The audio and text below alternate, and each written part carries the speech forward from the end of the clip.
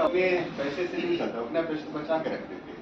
लेकिन जो भारत या चीन या ऐसे मुल्कों से जो लूट करके ले जाते थे उनसे उनका खर्चा चल रहा था। लोग कहते हैं कि 1980 तक आज़ादी के बाद भी जो पैसा उन्होंने लूटा था दूसरे मुल्कों से खर्च होता रहा। लेकिन 80 के बाद धीरे धीरे धीरे धीरे वो पैसे समाप्त होने लगे, पर सारे के सारे स्टेट को अपना पैसा निकालना पड़ा जो उन्होंने जमा किया था। और कहते हैं कि अब हालत ऐसी है, खासकर 90 तक आते आते 10 साल में, कि उनकी हालत बहुत खराब है दुनिया के बड़े बड़े देशों की, चाहे वो अमेरिका हो, ब्रिटेन हो, फ्रांस है, स्पेन है। वहां पर उनके बाहर से लुटे सारे संसाधन समाप्त हो गए हैं। और कहा जाता है कि अब उनकी जो जमा पूंजी थी वो भी समाप्त हो गई है। अब उनके जो बचे खुचे संसाधन थे, रिसोर्स जो थे, जो प्रकृति जो रिसोर्स थे, वो धीरे धीरे बाहर निकल रहा है। उनको लगता है कि आने वाले 50 साल में हमारी हालत बहुत खराब होने वाली है।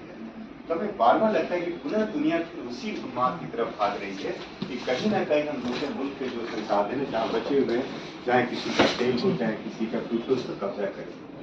ऐसे समय में जब कोई कवि लेखक की जो सबसे बड़ी बात होती है कि वह इस चीज को समझता है कि हाँ, इस दौर में एक लेखक की क्या भूमिका हो सकती है, कवि को क्या करना चाहिए। और मुझे लगता है जितनी बारीकी के साथ मतलब एक विश्व शांति नाम की कविता इन्होंने लिखी, और फिर धीरे धीरे धीरे धीरे हम जो आपसे बार बार कविता पॉली कर रही थी, सिर्फ इन्होंने लिखा नहीं बल्कि वो पूरा का पूरा जो संदेश है, आप गौर करेंगे कि इस पूरे कविता में जो बहुत सारी बातें कह रहे हैं कि मानव सभ्यता को बचाना जरूरी है, और मानव सभ्यता को बचाने के लिए शांति का होना बहुत जरूरी है। दूसरी बात कहते हैं कि जो मनुष्य है उसकी डिग्निटी बहुत बड़ी चीज होती है, आत्मसम्मान बहुत बड़ी चीज होती है। आप सब गौर करेंगे दूसरे मुल्कों ने जिस देश पर हमला किया उनके डिग्निटी को बहुत हर्ट करने की कोशिश की। उसमें 3-4 चीजें बहुत महत्वपूर्ण होती है। उसमें सबसे बड़ी जो महत्वपूर्ण चीज होती है वह जबान होती है, वहाँ की लैंग्वेज जबान होती है कि सबसे पहले उस देश की मूल भाषा को खत्म करें और अपनी जो भाषा उसको आरोपित करें। जैसे ब्रिटेन ने पूरी दुनिया में अंग्रेजी का वर्चस्व स्थापित किया। जब ही आपकी भाषा आपसे छीनी जाती है, आपको लगता है कि आपकी आइडेंटिटी, आधी आइडेंटिटी समाप्त हो गई है। वे पूछेंगे उस समय कवि चुप क्यों थे, जो कवि लेखक थे चुप क्यों, उन्होंने कहा क्यों नहीं। उन्होंने कम से कम अपने शब्दों के जरिए या वाक्यों के जरिए जो भी मानव सभ्यता पर संकट है, मानव सभ्यता की आवाज है, उसको डॉक्यूमेंटेड करने की कोशिश करनी चाहिए, उसका दस्तावेजीकरण करना चाहिए। आज से 50 साल बाद भी जब मतलब वो पूछा जाएगा साहित्यकार ने क्या किया या साहित्य की दुनिया ने क्या किया, क्या उन्होंने युद्ध का विरोध किया या नहीं विरोध किया, तो अगर वो शब्द दर्ज रहेंगे तो हम 100 साल बाद भी कहेंगे हाँ, लेखक ने अपनी भूमिका निभाई, एक कवि ने अपनी भूमिका पूरी की। दुनिया में जो उन्माद हो रहा है, उन्माद के बीच भी शांति की बहुत जरूरत है, क्योंकि यह अशांति जो है, जो हिंसा है, कहीं ना कहीं मतलब हमारी दुनिया को नष्ट कर रही है, हमारी दुनिया को समाप्त कर रही है।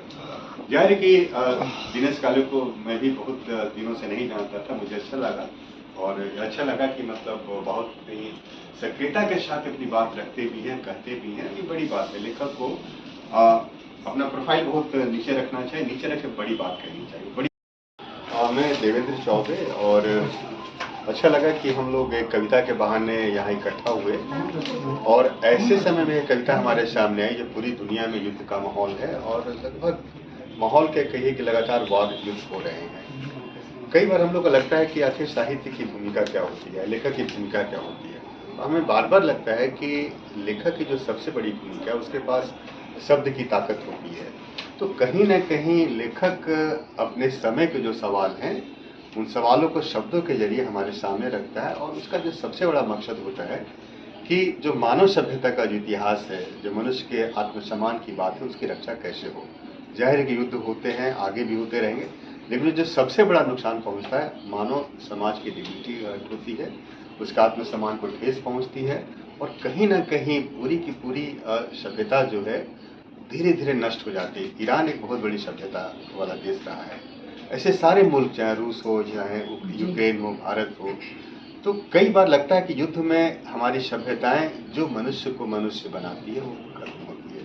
तो ऐसे समय में एक लेखक कवि को बोलना बहुत जरूरी होता है। मैंने ब्रेक की थोड़ी देर पहले चर्चा की थी कि ब्रेक बार बार कहते थे कि आने वाले 100 साल बाद आपके आने वाली पीढ़ियां पूछेगी कि जब ये सब हो रहा था तो लेखक क्या कर रहे थे उस समय के। उन्होंने शब्दों में क्यों नहीं लिखा कि क्या उनकी मतलब जिज्ञासाएं थी, क्या उनके सवाल थे। तो अच्छा लगा कि दिनेश काले ने विश्व शांति कविता के बहाने एक बड़े सवाल से हम लोग को साक्षात्कार कराया कि हाँ, यह समस्या है जिस पर विचार करना बहुत जरूरी है। Thank you sir.